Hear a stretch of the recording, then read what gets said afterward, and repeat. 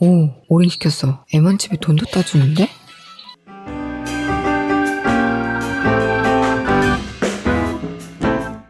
안녕하세요, 칼리아입니다. 오늘은 만번의 새로 고침으로 겨우 주문했던 아이패드 프로 5세대가 도착을 했습니다. 실제로는 3일날 도착해서 며칠 사용을 한 상태고요. 개봉 기록 남기면서 사용기에 대한 얘기를 좀 해볼까 합니다. 근데 결과를 미리 말씀드리면 쿠팡이 아닌 애플스토어에서 구입했다면 저는 환불을 하고 6세대를 기다리는 선택을 했을 수도 있을 것 같습니다. 그 이유는 지금부터 말씀드릴게요. 일단 구성품은 본체 그리고 C2C 케이블, 어댑터, 그리고 스티커와 설명서가 들어있습니다.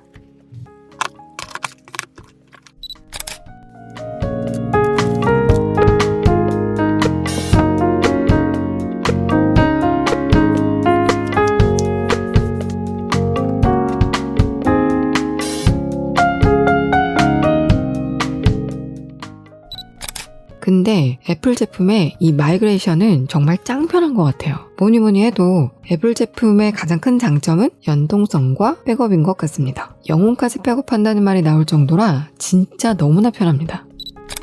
이번 아이패드 프로 5세대는 호불호가 생길 수 있는 제품이지 않나 싶은데요. 저는 사실 호보다는 불 쪽에 가까운데 이건 사용자의 사용 스타일, 자주 사용하는 앱, 사용 환경 이런 걸로 많이 나뉘겠지만 제가 사용하는 시점에서는 사실 큰 메리트는 못 느꼈던 것 같습니다. 사실 제가 M1칩 맥북 에어, 맥북 프로를 둘 다 경험해 보면서 너무 괜찮고 만족스러워서 이번 아이패드 프로 M1칩 장착도 무지 기대가 돼서 구입을 하게 된 건데 맥북하고는 체감이 많이 달랐습니다. 왜냐면 맥북에서는 무거운 프로그램들을 많이 돌리기 때문에 확연하게 체감으로 확 와닿았지만 아이패드로는 좀 더 라이트한 앱을 사용하다 보니까 M1칩의 진정한 성능을 못 느끼게 돼버린 것 같습니다. 그래서 저에겐 사실 오버스펙이라 느껴진 것 같습니다. 우선 제가 아이패드로 사용하는 앱들은 무거운 앱들은 아닙니다. 굿노트, 컨셉 앱 등과 같은 필기 앱들과 키노트, 엑셀, 넘버스 등과 같은 서류 앱, 또 프로크리에이티브 외 일반 그래픽 앱들을 주로 사용하고 사실 영상은 맥북이나 윈도우에서 프리미어 프로를 사용하기 때문에 아이패드에서 영상 앱은 루마 퓨전으로 아주 가끔 사용하는 정도입니다. 이 M1 칩은 무거운 프로그램을 돌렸을 때 확연하게 빛을 발하는 칩인데요. 아이패드는 사용 자체가 맥이나 맥북과는 다르고 아직은 M1 칩의 성능을 필요로 하는 앱들이 많이 나와 있지 않아서 아이패드 프로 3세대가 출시되었을 때처럼 또는 맥북의 M1 칩이 출시되었을 때처럼 혁신이라는 느낌은 솔직히 들지 않았습니다. 5세대가 나쁘다는 게 아닙니다. 단지 저의 사용성과 활용성이 맞지 않는 것 같다고 느껴졌고 만약 아이패드가 프리미어 프로나 파이널 컷이 호환이 된다면 훨씬 달라졌겠지만 아직은 그러지 못하기에 들었던 느낌입니다.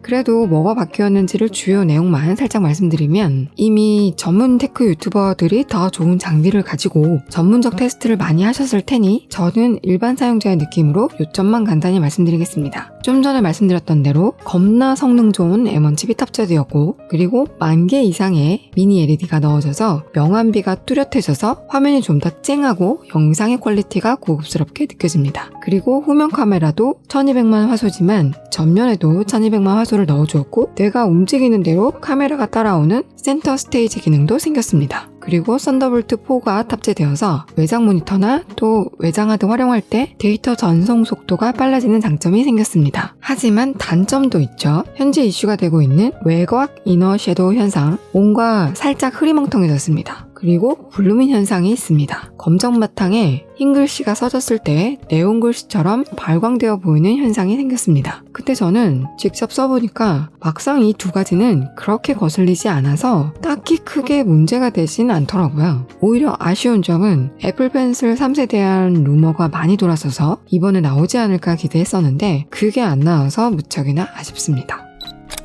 어떤 걸 사는 게 좋을까요? 일단 저는 아이패드 프로 3세대 11인치를 쓰다가 5세대 12.9인치를 구입한 사용자입니다. 3세대도 이미 훌륭하지만 큰 사이즈가 필요해서 구입을 한 것인데요. 그 점에서는 확실히 화면이 커져서 너무나 좋습니다. 하지만 화면이 커서 좋은 것이지 성능 면에서는 3세대에서 4세대 건너뛰고 5세대로 건너갔음에도 큰 메리트를 못 느꼈을 정도로 3세대가 이미 훌륭했기 때문에 여러분에게 뭘 추천하겠냐 물으시면 특히 입문자분들의 경우 에어4나 프로 3세대를 저렴하게 구입하고 그 차액으로 맥북이나 아이맥에 투자를 해서 연동성이나 사용성의 편리함으로 가는 게 현명한 판단이겠다 생각이 들었습니다. 왜냐면 이번 WWDC를 보고 나니까 원래도 애플은 기기 간의 연동성이 좋은 게 강점이지만 아이패드와 맥북, 아이맥 화면에서 파일을 왔다 갔다 하는 등의 연동성을 더욱더 강조했고 제가 아이폰, 아이패드, 애플워치, 맥북 등을 하나씩 추가해서 써보다 보니까 정말 편리하다고 점점 더 느껴지기 때문입니다. 곧 업데이트될 아이패드 OS 15가 멀티태스킹이나 퀵 메모, 사파리 선반 기능 등의 편리성이 보완되어서 아이패드의 사용성이 더 좋아졌지만 이건 아이패드 전체에 해당되는 것이지 5세대만 해당되는 것이 아니니까 헷갈리지 않으셨으면 합니다. 오늘은 저의 사용기를 말씀드렸는데요. 제가 말씀드리고 싶은 건 아무리 성능이 좋아도 내가 안 쓴다면 아무 소용이 없다는 거. 그러니 내가 주로 사용하는 게 무엇인지 먼저 생각해 보시고 가성비를 따져서 투자하는 게 현명한 소비다 라는 말씀을 드리고 싶습니다. 참고하셔서 구입하시고요. 오늘도 시청해 주셔서 감사합니다. 1200모 화소가 무슨 소용있나요? 아이패드 카메라로 찍을 일이 없는데 M1칩이 바뀌면 뭐하나요? 영상만 보는데 명암비 좋아지면 뭐하냐고. 영화는 크게 TV를 보는데 라이다 센서가 있으면 뭐하나요? AR이 뭐냐는데 5G면 뭐하냐고요. 전지역이 되지 않는데 내가 부정적인 게 아니고